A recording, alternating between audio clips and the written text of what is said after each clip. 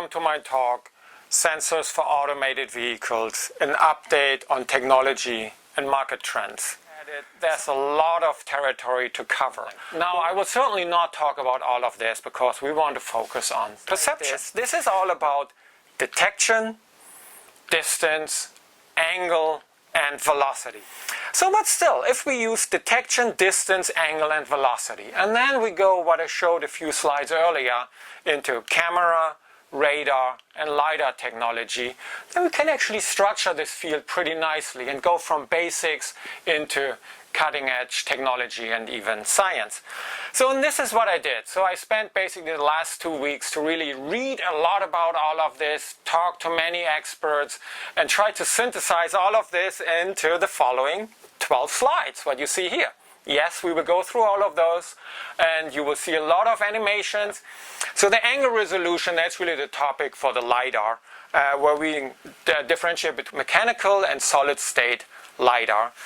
We have like the rotating unit. Remember, we shoot out these laser beams, and if you rotate the unit that shoots out these laser beams, you get 360 degrees resolution.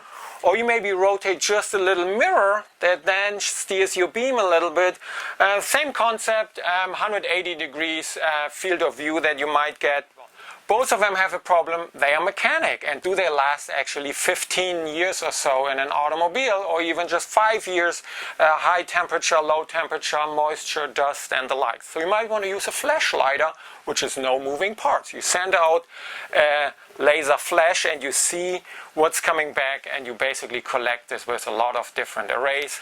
Somewhat similar to phased array, where we could go into much detail here, but in the interest of time. So that gives you an overview of all these different sensors. Right, none of them is perfect. So what do?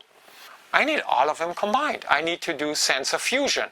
And that is what's happening, because that gets you the best out of all worlds.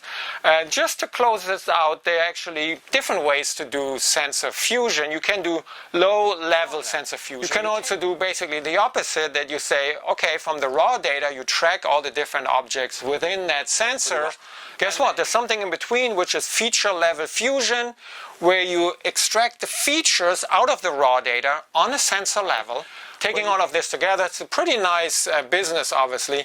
But if we try to analyze this a little bit more, and if we say, what about the unit cost? The LiDAR costs more than a camera, right? For cameras, there are forecasted about 500 million cameras going into new vehicles in 2026, 200 million new radars going into vehicles in 2026, and 20 million LiDARs.